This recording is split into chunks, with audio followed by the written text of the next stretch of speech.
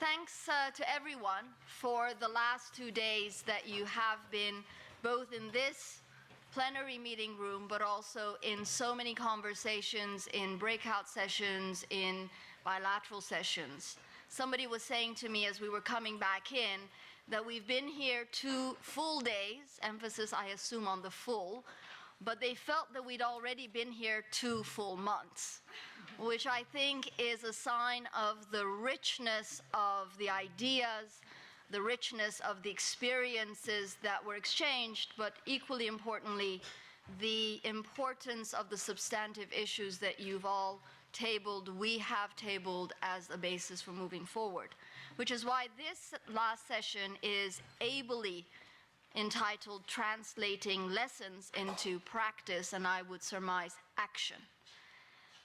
On the agenda for this last hour, we have a number of speakers who are both here in their individual capacities, but also representing constituencies across the spectrum of government, civil society, and development and humanitarian partners in terms of the government supporting all the work that is happening on the ground, as well as the UN system.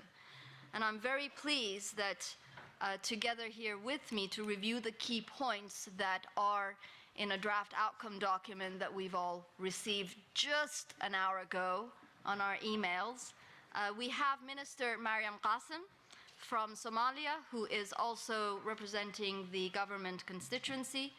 We have Larissa Pelham from Oxfam, who is representing the civil society constituency. We have with us Jean-Louis de Brouwer from ECHO, representing the part of the humanitarian constituency that is supporting all of us. We have Andreas Proksch from GIZ, representing development cooperation, supporting all of us. And we have Dominique Bourgeon from FAO, both as FAO, but also representing the UN family here gathered this week in this meeting.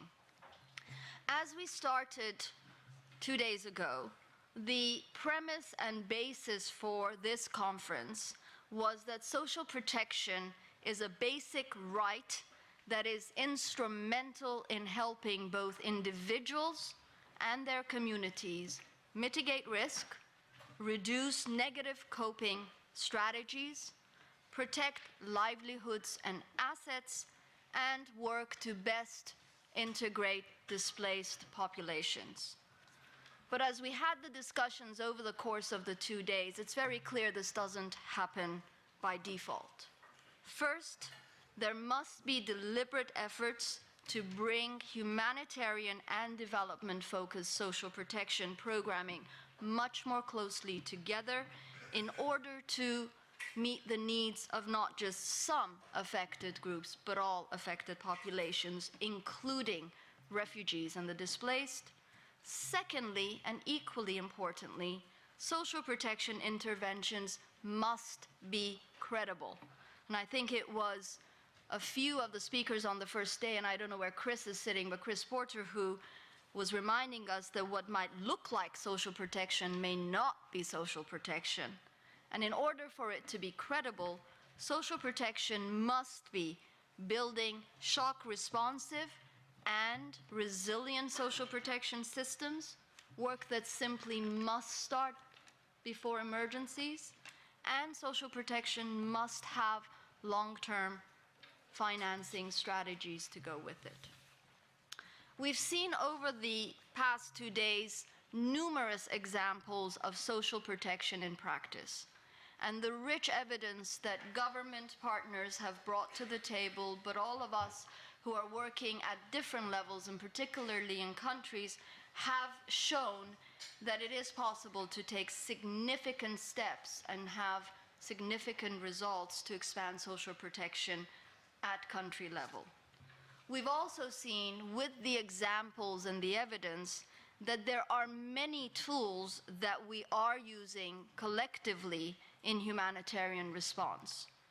Tools that enable information systems, tools that allow for innovative payment mechanisms, and tools that can be used and must be used as a platform to help build national social protection systems. In some ways, this group in this room over the last few days has been focusing on some of the most challenging contexts and some of the most complicated contexts in the world today. But as we've been focusing on those contexts, we've shown that regardless of where we are in the world, it is possible to have impressive and innovative work that is delivering results for people, and that it's happening every day.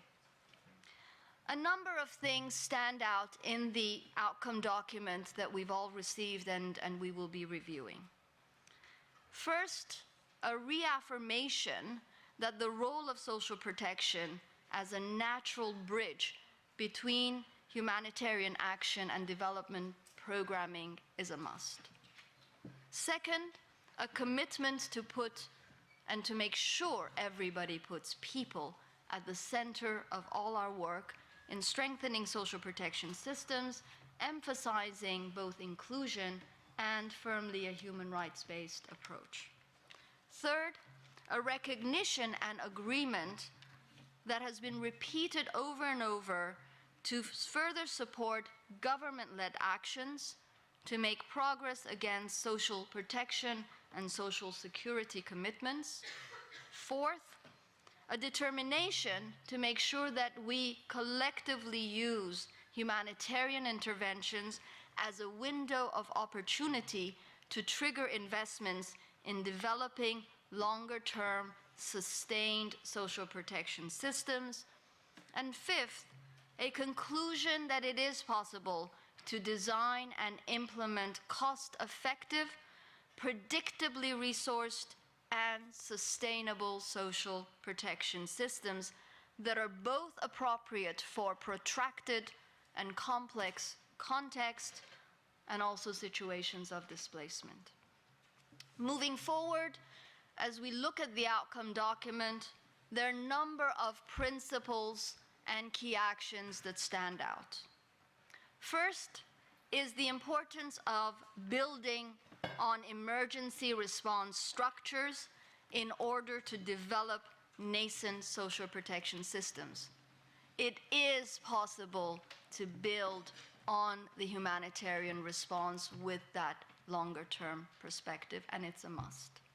Secondly, the importance of expanding coverage of existing systems, both to be risk-informed and to be shock responsive. Third, the importance of improving linkages between development and humanitarian actors and processes and alignment with broader national programs, and repeatedly the linkages with the social services have come up in our discussions, and the importance of coordination has come up in the discussions. Fourthly, the importance of building resilience of both national systems and people, and doing this inclusively. And finally, the absolute paramount importance of supporting national ownership in planning and implementation of short, medium-term, and longer-term social protection measures, focusing on alignment with those other programs that exist at national level, including services, and a focus on ensuring sustainability. All of this is in the outcome document that we hopefully will have a chance to look at and give feedback to the drafting team on. The question in this final session is, now what? What's next? As we leave this room, are we leaving this room with yet another wonderful meeting where we've made friends and met existing friends, networked, shared experience, and then we go back into our large, medium, not so large offices and boxes? Or do we leave this room with a very clear conviction that business as usual is not going to be as usual anymore, and there will be very concrete commitments by each of us and those that we are representing to do more? I turn to the panel with me with that "so what's next" question in mind, And I would ask each of our colleagues to reflect briefly on what are some of the reflections and perspectives that each of you have in terms of what are the one or two key actions or key messages that we need to have in mind as we leave this room as a collective group of partners. And to kick off, we start with Minister Mariam. We're keen to hear from you. Oh, thank you, Laila.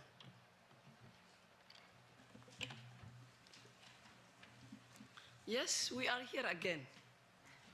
But now I think it is the last session. It was 2 days, but we felt as it was 2 months. Okay. We have been talking a lot these 2 days about different social protection instruments.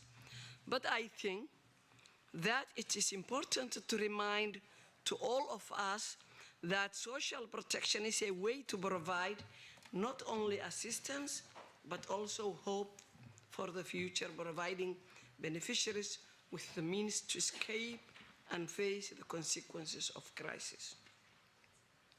As I said yesterday in the panel about Somalia, during crisis and in the case of medical problems, we cannot focus only on the immediate needs and symptoms, but we also have to understand and cure the root causes. Indeed, social protection is a key element to address the root causes of vulnerability, allowing beneficiaries to cope with emergencies, but also building the condition for improved resilience. So we were here together, and I had the chance to chat with different people, governments, from NGOs. So what are the recommendations? In speaking to my government colleagues representing here different nations across the world that share challenges in fragility or forced displacement, there is some key recommendations that have emerged. First is the importance of a strong and supportive relationship between governments and donors. That's really very important, strong and supportive relationships between governments and donors.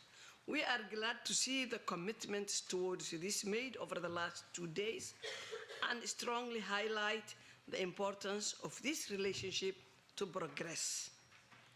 Related to this is the need for partnership and coordination, including government, local civil society, host communities, beneficiaries, UN, donor, and all development partners. This is particularly true because, as we have heard from colleagues over the last 2 days, most cases of crisis are not temporary. Secondly, it is important that we commit together to seeing decisions and approaches through the perspective of achieving long-term objectives.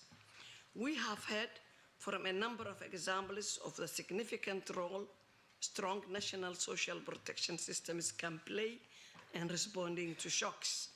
And indeed, that social protection can be the bridge to long-term development objectives. Thirdly, it is important that funding allocations prioritize programs that can be applied at scale with proper risk mitigation strategies considered as needed, rather than many different small-scale projects. Also, I said this yesterday, let us focus on programs but not small-scale projects. Fourthly, we need to develop flexible financial management systems, both within governments and the donors, in order to be able to cope with shocks and crises in a timely and efficient way. When you look at our budgets, there is no place for something called disasters are happening, so let us allocate this amount. But if the budgets are flexible in a way that when disasters occur, then we can quickly do something in a timely and efficient way. And finally, we need to be conscious that we cannot waste time, particularly in cases of displacement. Necessary reforms need to be pushed forward quickly to ensure both host communities and refugees receive the required support before conditions deteriorate. Let us use this conference to move forward. If I look at the case of Somalia, we don't have refugees, but we have a big community of IDPs. Even the capital city of Mogadishu, all over Mogadishu, IDPs are scattered. So today, when I was attending different sessions, it was people who have already systems in place, host community refugees, but our case is really very different. Even the capital city, everywhere you see IDPs. So maybe we need a special session of how to tackle this. And Somali-specific points. In order to build sustainable and long-lasting national social protection system in Somalia, it's important to build on informal social protection traditional solidarity mechanisms, including remittances. 2, current cash-based humanitarian responses. 3, investment made is ensuring access to basic social services and livelihood opportunities. As government, our commitment is clearly stated in our NDB. We have a pillar specifically on resilience, and within this pillar, a social protection working group. Yes, we are really committed, but I will share with you a problem that's not only in Somalia, but all in those countries that are like Somalia, and the stability. We don't have political stability, and also there is insecurity. So many things are due to the insecurity and political instability. If we can fix those two, then I hope we can reach somewhere. And coordination among development partners and harmonized approaches are fundamental to develop a social protection system in Somalia. The government is committed to take the lead in order to ensure this coordination. Indeed, as government, we are committed to lead the process of developing a system building on the informal social protection, traditional solidarity mechanisms, and the current humanitarian response. But to do so, we need support from donors and development partners, because we don't have that funding. If donors don't support us, I think everybody knows that we cannot by ourselves build something.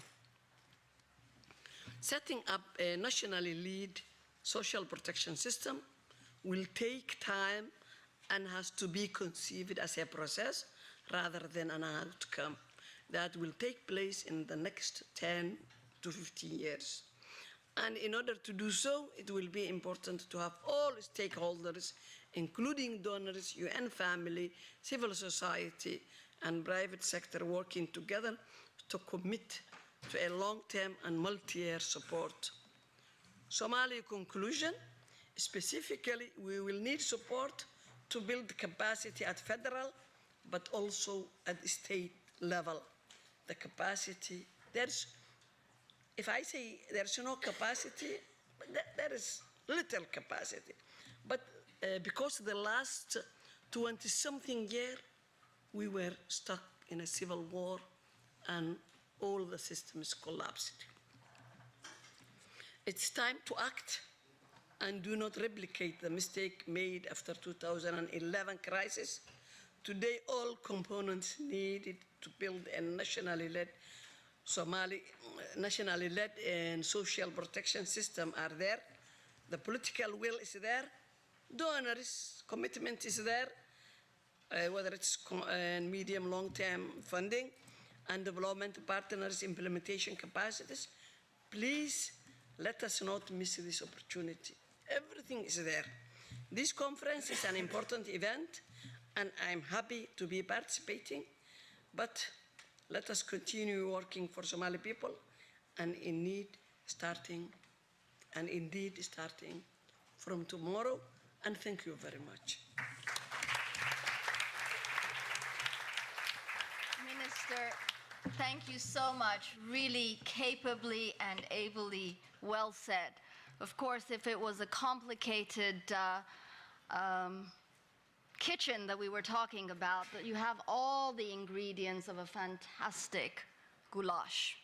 And we're here to make sure that that is something that you deliver and deliver well on. You talked about the importance of not just looking at short-term interventions and short-term objectives, but the importance of long-term objectives.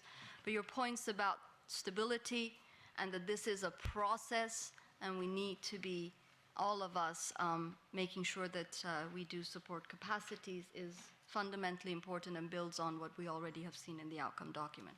So thank you for that, and I turn to Larissa, who will be also coming in with some thoughts, and specifically from the civil society partners. Larissa? Is that on? Yeah. Yeah. Okay. Thank you very much. So a few of us just met together a short while before I was told, that I had to sit up here and talk to you all, and just put together a few ideas of the things that we would like to take forward as a group of NGOs, things that we would like to take forward coming out of this session, so that we can help support civil society. And as Leila's already said, it's about how we move from talking and theory towards a practice.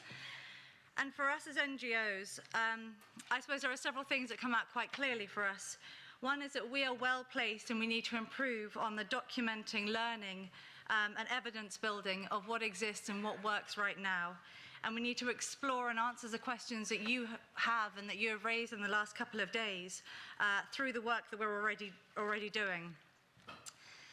And as you're working out some of the structures, or the overarching structures as to sort of moving ahead with all this work, we think that right now we need to start building some of these systems right now at country level. There are already opportunities. It's not about waiting for a new crisis. There are crises there right now that we can build upon, well, not build upon, but that we can support. And it's about finding those small entry points which exist, and we have already been able to document some of that so far. And build on some of what exists, Yemen being a very good example, where we're able to build on using the nascent systems or the structures that still exist even in a crisis, and utilize those to provide assistance, and then documenting that so that we can then take that forward. So it's about transitioning, and how we're really transitioning from using the humanitarian and the longer term systems and actually bringing those together. And as NGOs, again, we're very well placed to do that because we have long histories in development and humanitarian work. And those of us with multi-mandate agencies with multi-mandates, we are able to take that forward. We've got a lot of that thinking there, and we can really bring that forward. And I suppose I'm sitting here as representing civil society, which enables me to make demands of all of you. And I wouldn't be doing my job if I wasn't doing that. So let me put forward a couple of things. One, we need to get the financing right. We need to get that sorted. How we're looking at the humanitarian financing and the year-on-year financing that kind of limits the ability for us to do things, that limits our ability our scope to experiment with. And we also need to look at some sort of more global financing frameworks. We mentioned yesterday having some kind of pre-positioned global fund to respond to safety nets when triggers are met. And I'd also say utilize us as NGOs. We have programming, as I've already said, that shifts between development and humanitarian work. Many of the existing safety nets, government safety nets, are built on humanitarian response and are built on NGO responses and interventions. So utilize us to do this more. The HSNP and PSNP in Ethiopia and Kenya, I know they're not the context necessarily that we're talking about mostly in the last couple of days, but they have come very much from NGO responses and humanitarian responses. I'd also say let us experiment. We're agile, we have a bit more flexibility, we can work at a smaller, more sort of responsive scale. So let us experiment, give us the opportunity to do that, to identify where there are the small entry points that we can then, look at experimenting with and then try and scale those up. And we can start small, and we're able to do that. And then lastly, I'd say we have the connection to civil society as NGOs. And we can really help you engage with civil society. And unless going forward these social protection systems are built on civil society, you're not going to find the engagement and the sustainability that you really need to see these systems work. And finally, I'd say one of the other things we realize that we need to take forward is around collaboration. We are ourselves, as a group of NGOs, trying to improve our collaboration. We're trying to model better practice by working together. We've actually got it's called the Collaborative Cash Delivery Platform, and that's really looking at ways that we can deliver humanitarian cash in a more collaborative way, that we can improve on assessments, monitoring, and so on, delivery and tools that we can deliver together. And then a couple of more points. I would also say we need to build on what exists. And my plea to you would be to say not just to look at the formal sector, we need to look at the informal sector, as Minister Kassim was saying. It's critical that we engage with civil society. It's critical that we don't undermine the informal social protection systems that already exist, and there's increasing evidence to show how important and resilient those systems are.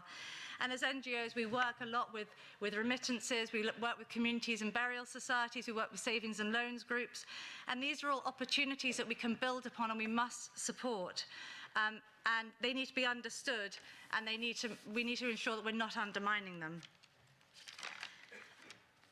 And so I guess in taking this forward, and what comes out for me is that we need sort of several different work streams going forward. We may even need to break down this terminology of fragility and forced displacement, but look separately at fragile contexts, at context of displacement and context of conflict as well. There will be different mechanisms that are needed in each of those contexts, although there's no blueprint at all. And we would need, in each of these different work streams that can look at the financing and some of the elements I've already mentioned, we'd need humanitarian development actors engaged in each of those groups together.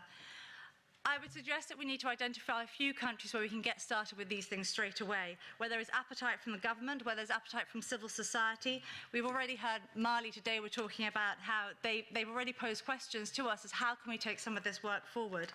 And we need to engage where there's enthusiasm already. I don't think it's about waiting any longer. It's about galvanizing where there's already, galvanizing around where there's already opportunities right now and taking those opportunities. And lastly, I would say what we don't want to see is the development of a humanitarian social protection system. We really want to see the building of proper, comprehensive social protection. And by that would mean bringing in the humanitarian response side into already existing social protection floors, bringing in the kind of covariate shocks into the idiosyncratic shocks that we look at in longer-term social protection. And when we've done that, I think then we'll know that we've really had a result. Thank you. Thank you so much. Larissa, your points have firmly emphasized the complementarity and the role of civil society partners, not just around documenting and learning, but also in helping build on nascent systems and expand them.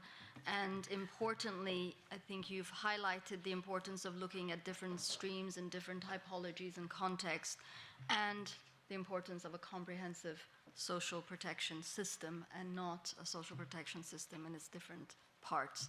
Thank you for those points. They reinforce what we have been hearing, but very importantly, solidify the incredibly key role that the civil society partners play alongside governments. Let me turn to Jean-Louis, who will take us through with some perspectives from ECHO as well as the humanitarian donors. Well, thank you very much. It's 4:30 on a Friday afternoon. This room is still full. So there are two possible explanations. Either you are flying Ryanair and your flight has been cancelled, or you are genuinely interested in developing a common agenda on social protection. I would take the second option if you allow me. I was actually, contrary to you, Madam Minister, I was not for 2 days or 2 months in this room. I was there yesterday morning and I came back this afternoon. And through different conversation and listening to the feedback that many of you were kind enough to share with me, I was struck by the fact that many things that came out on the surface already yesterday morning during the first session had been confirmed all through these 48 hours. So I will refrain from repeating them, and I take them from, I would say, from my side, for acquis. All the more than glancing at the outcome document that you distributed 1 hour ago, I see most of them in there, and I really want to congratulate not only those present in the room, but also those who have put pen on paper to put together this document, which is really very impressive. Congratulations to those who have put their brain together to confront us, to propose us this kind of a menu. I could elaborate on how difficult it is going to be to implement that menu. I take the point, I heard that time and again, that, okay, there are countries, we could select a certain number of countries and engage immediately. And indeed, I mean, we are, as ECHO, confronted with the necessity to engage. We are confronted with the necessity to engage in Greece, to engage in Turkey, to think about the future of the ESSN in Turkey, for instance. We have also to start thinking about what the next phase of our presence and what the next framework of intervention will be in a hopefully stabilized Iraq, for instance, just to name a few examples. So, I mean, we cannot wait until a fully fledged and stabilized blueprint is implemented. So there will be a little bit of learning by doing, and we can take inspiration of this document as well as of many things that we've heard around in these rooms and through all the networks and panel sessions that took place these last 48 hours. This being said, I think that we owe to ourselves and to the organization to, I mean, ensure not only the sustainability of the social protection agenda, but the sustainability of the work that we've been doing together during these 2 days. How do we push the ball, and how do we keep this alive? I understand that there are actually a series of initiatives which have been taken, and that this does not come out of the blue, and that in a way many wisdom which was gathered in many instances finally found its way not only through our discussion but in this paper. So it's not about reinventing the wheel, it's not about doing things that are already being done together, but it's building upon these 2 days, providing us with a somewhat more systematic approach. So I think my advice, my modest advice, and would certainly help and try to push for that, would be that we set up jointly an inventory of what is being done here and there to different organizations, networks, think tanks, university, academia, about, promoting the social protection agenda in the humanitarian aid world of the 21st century. Because, I mean, fundamentally, we are moving, actually, it's not that we must move to a new paradigm, we are moving to a new paradigm as humanitarian. I mean, I am still struck by a figure, maybe I quoted already yesterday morning, sorry if I repeat myself, but as a donor, nowadays 80% of ECHO's budget is going to protracted crises. That's to say, crises that last 5 years or more. Which, by the way, Madam Minister, I really heard what you said about, a shock-sensitive budget and financial and budget approach, but it's true for us also, because we should not end up in a situation where we are today. That is to say, where indeed, because 80% of our budget is engaged in long-term protracted crisis, we are really wondering how the hell are we going to help our partners cater for the consequences of what is happening at the Myanmar-Bangladesh border today. It is as simple as that. So, I mean, this is going to be, I mean, this notion of shock-sensitive approach and flexibility in the budget programming is a challenge for the government. I could not agree more with you, but it's also a challenge for the donors.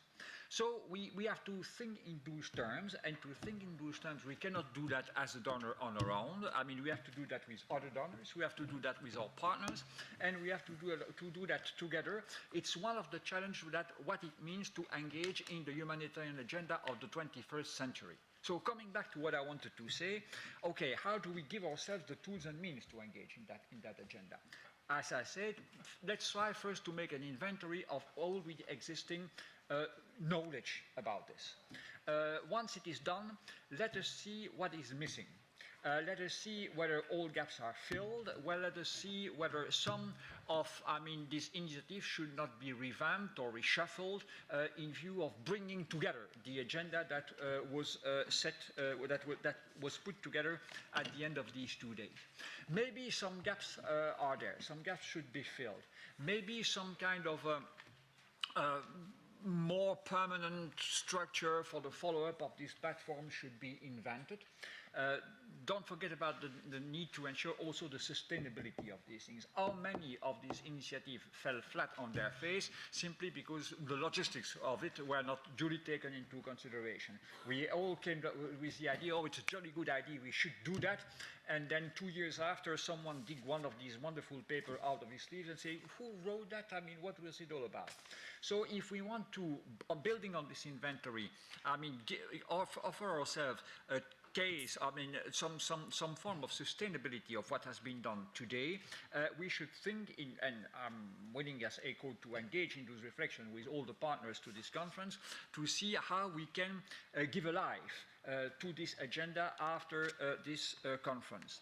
In a more parochial way, as a donor, I cannot confirm what you heard from both Monique Paria and Marietta Jaeger yesterday, because I'm speaking here, I'm not speaking as ECHO, and frankly, I mean, I'm speaking here as EU, because it is by definition within the EU a joint-up development humanitarian effort already today, and we've been working in close cooperation. I see some of them in the room with our development colleague in preparing and providing an input to today's conference. So what we are engaging ourselves to do is to draft for ourselves a guidance note on how to move to social protection and how to promote by a joint-up effort between development funding, development financial stream, and a bit of a humanitarian seed money, how to promote a context-specific social protection agenda when relevant, where relevant, and in close cooperation with the government and the partners. Of course, I mean, I could not imagine that these guidance notes or guidelines do not build upon the outcome of today's work.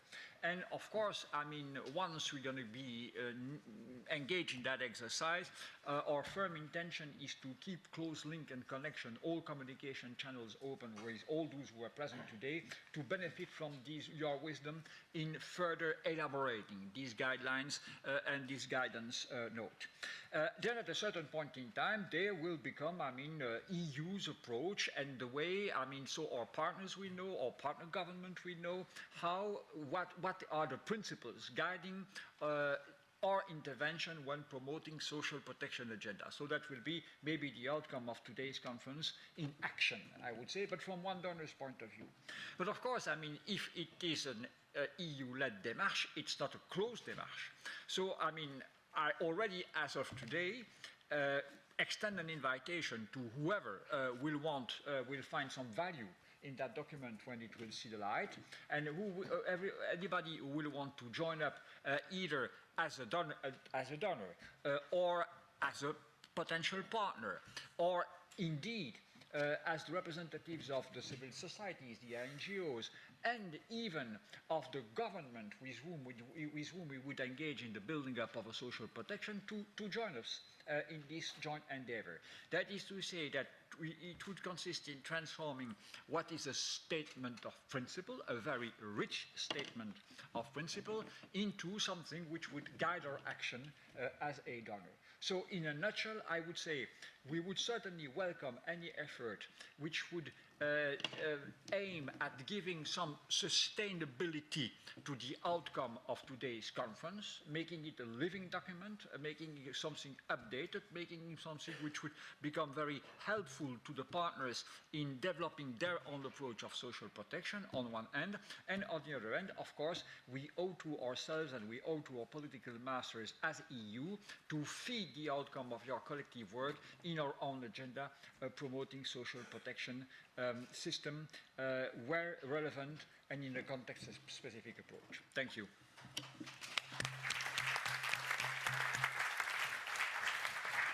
Thank you, Jean-Louis. A very clear statement of support, I hear, for both the work that has been done in this last couple of days in this room, but more importantly, for all the work that needs to move forward. And I think we all hear you in terms of your call for the outcome document to have key principles, key points of reference, key approaches, and key reference points for action, both for you and those colleagues that are joining you as financing partners, but for all of us, starting with an inventory of where we are and what we're doing and where the gaps are that we can build on. That was a really important input. Thank you for that, and a good segue to Andreas and GIZ. Thank you, Leila, and good afternoon, colleagues and friends.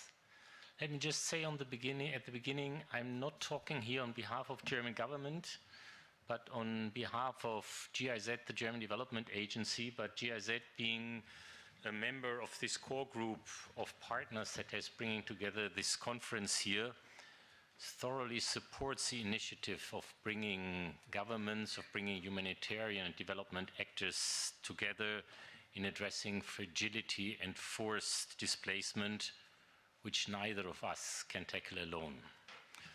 Jean-Louis, you have just already appreciated and lauded the outcome document, and I would really like to support it from my heart. And let me just mention 4 points why I really think we made a major progress with this outcome document.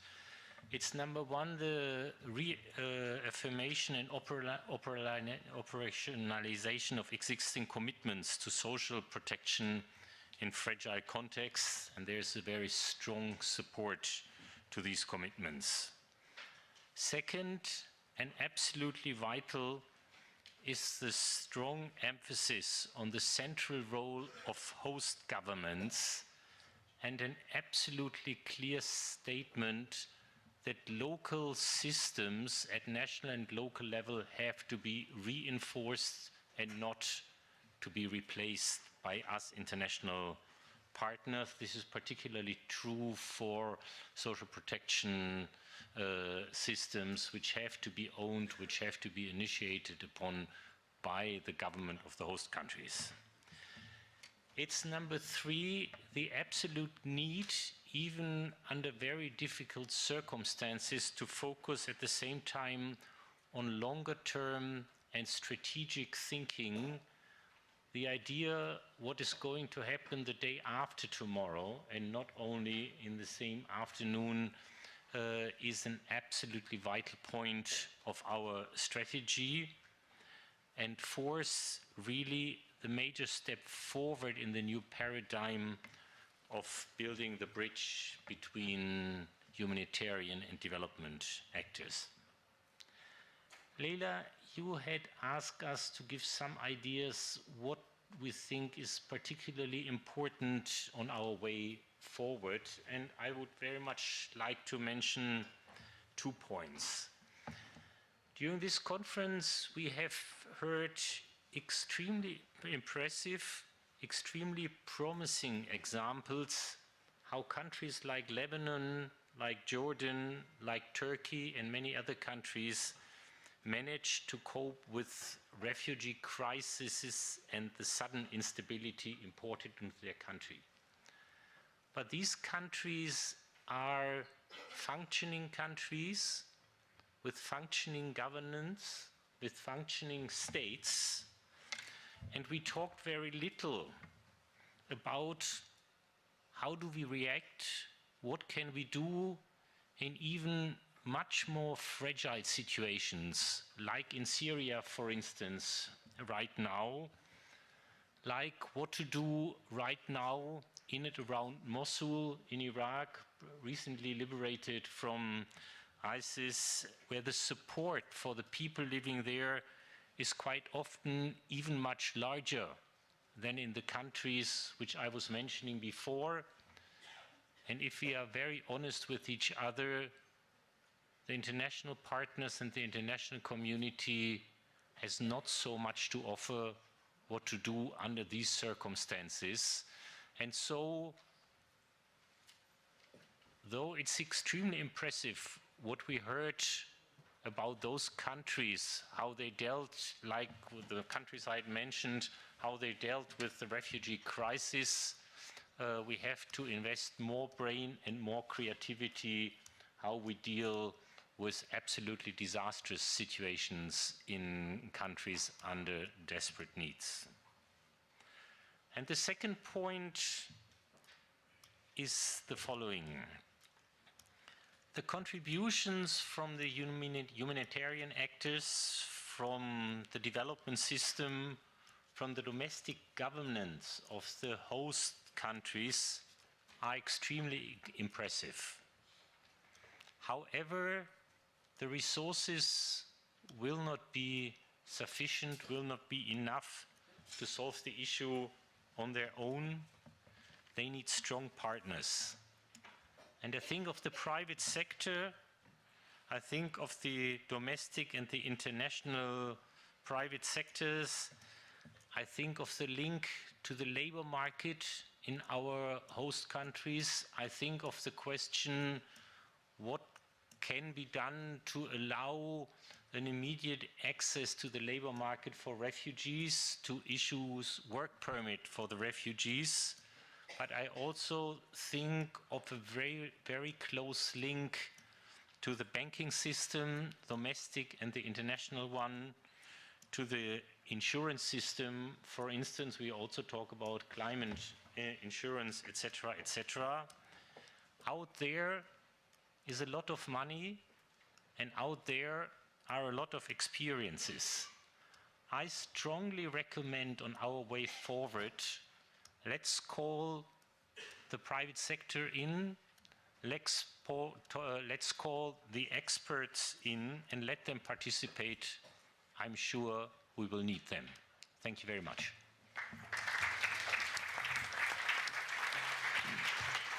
Thank you, Andreas, both also for your very clear and strong support for the work that the colleagues have been doing the last few days in the draft outcome document, but also very much for reinforcing the central role of our host countries and local systems, as well as the need for strategic longer-term perspective.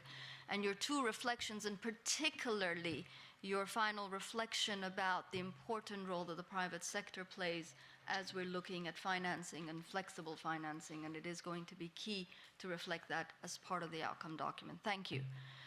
Dominique, on behalf of the UN team.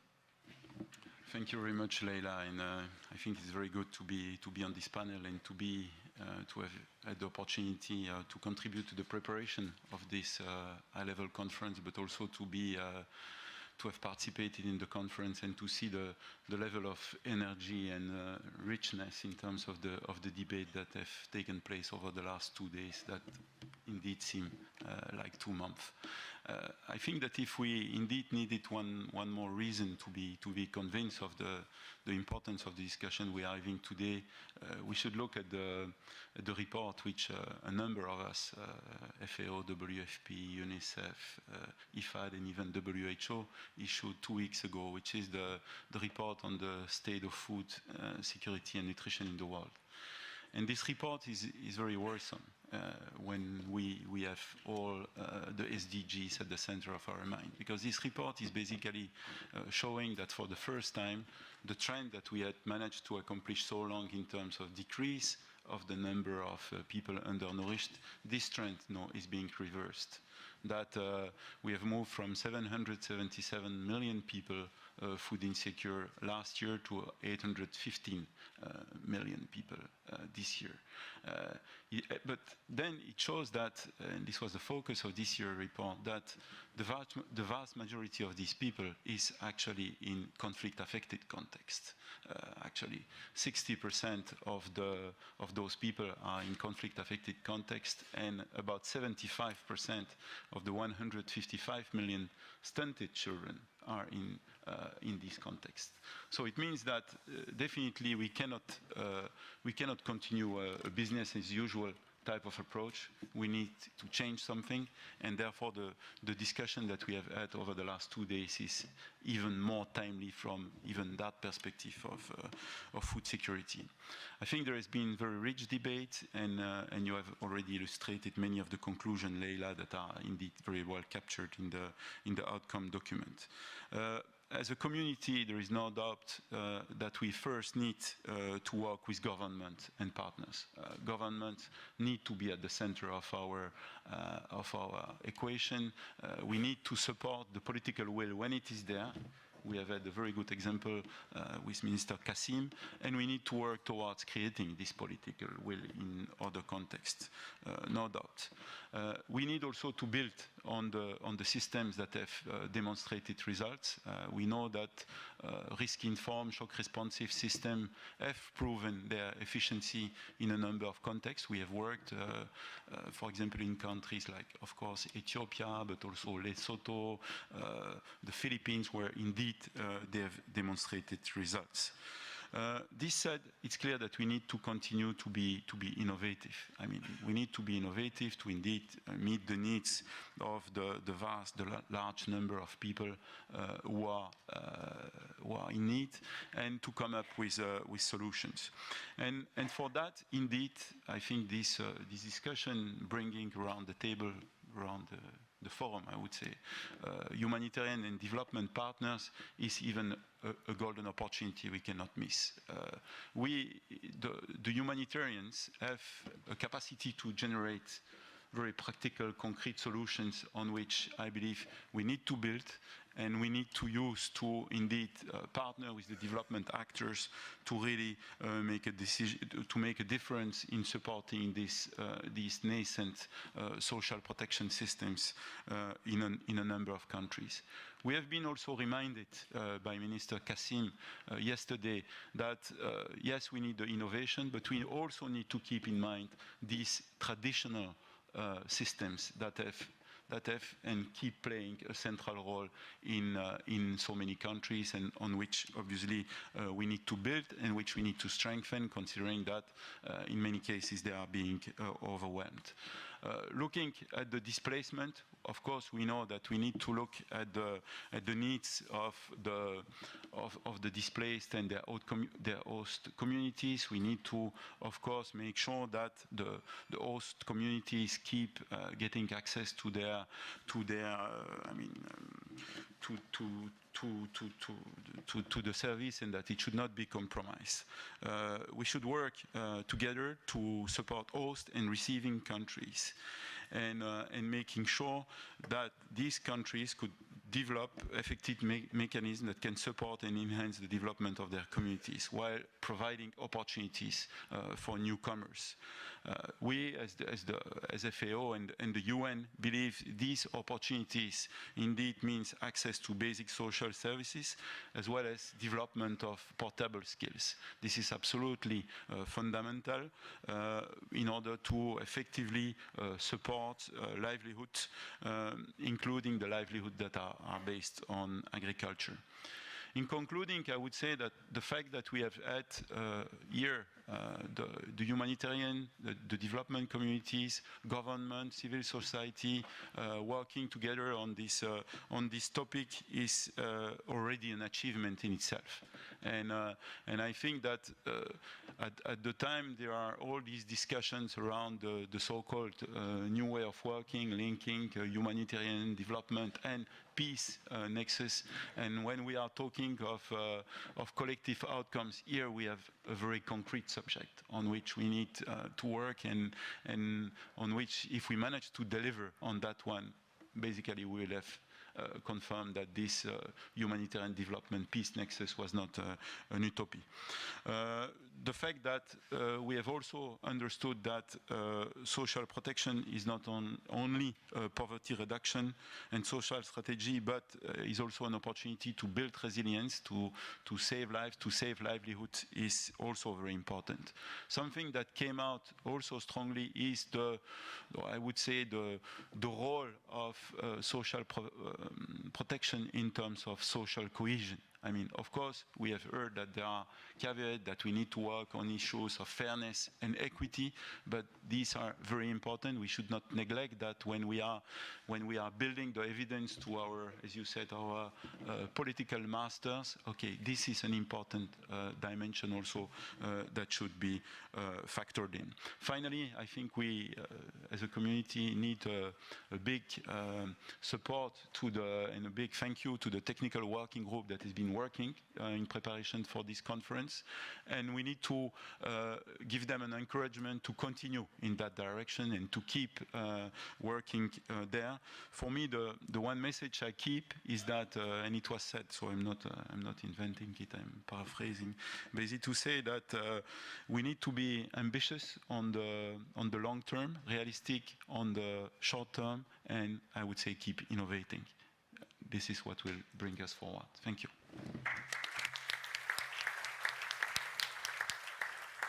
Very well said, Dominique, and thank you for that. And I think we should indeed be thanking the technical group that has put so much heart and soul and time, not just in the last few days, but many months leading up to this meeting. And they really do deserve a huge round of applause and thanks. And I would ask them to stand up. As members of the technical working group, I'm putting you on the spot. I know nobody wants to stand up, but if we can put you on the spot, no? Ted, there are no takers. Stand up, proudly so, much appreciated. Members of the technical working group.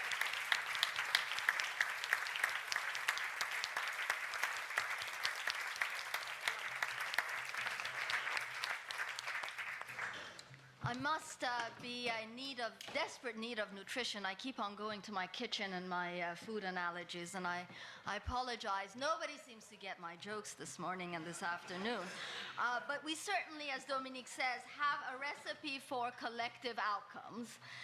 And your final points in terms of being ambitious, but also being focused in our actions and innovating are really, really key points for us to collectively and individually keep in mind.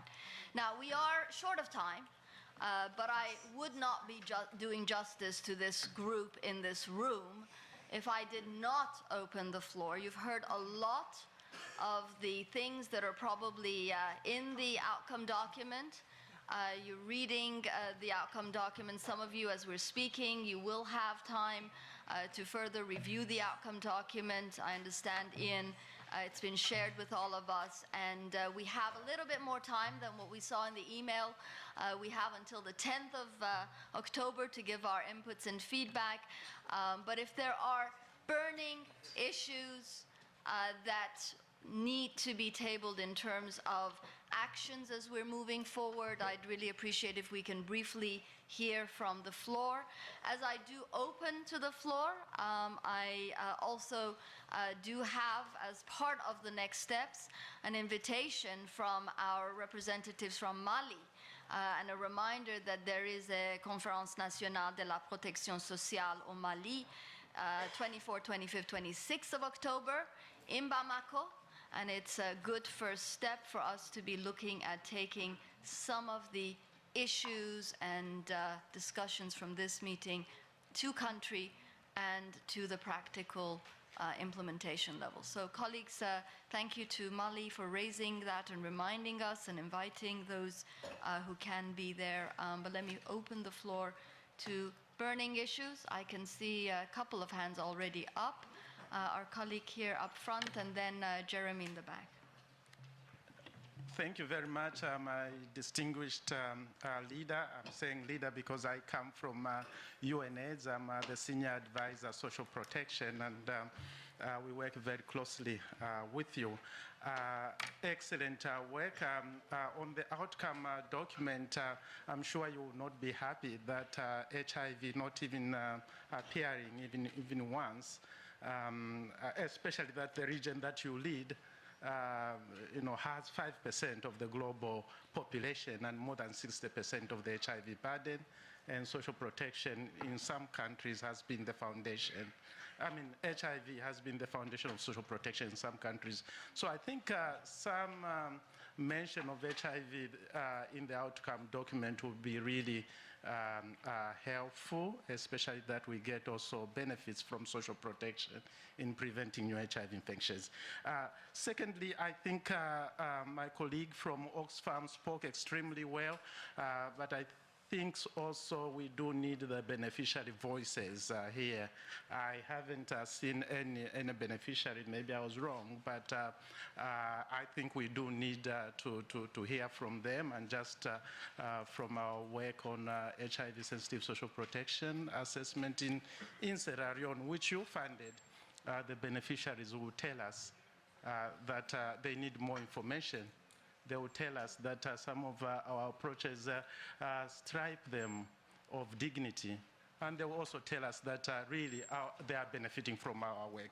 So I think it's important that we have them on the table. Lastly, I think better internal coordination. The HIV people in FAO should speak with the humanitarian. In UNICEF, we should do better internal coordination within the organizations. Thank you.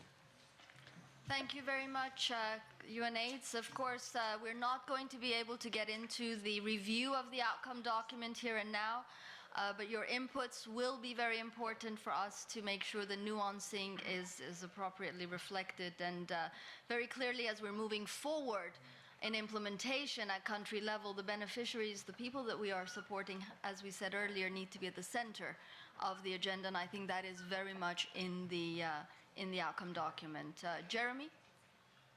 Thanks. Yeah, I have two quick points. One is maybe just restating the principle that I formed as a question yesterday. I think there's consensus that regardless of whether or not a country has entered into crisis, it's incumbent on us to look into the long term to start building that social protection system whilst being realistic. I think it's incumbent on us to work with any government in any country in order to achieve that. The point that I think may not be yet in the outcome document from a very quick speed read is the issue around the social workforce, social workers. I think it represents the means by which we can link very clearly the humanitarian with the development-orientated ends of social protection. I'd like to see it more strongly reflected. Thank you. Thank you, Jeremy, for reminding us. Of course, again, in the outcome document, we need to be cognizant of the whats as well as the whos, and the social workforce is going to be a very key who. So thank you for that. Somalia?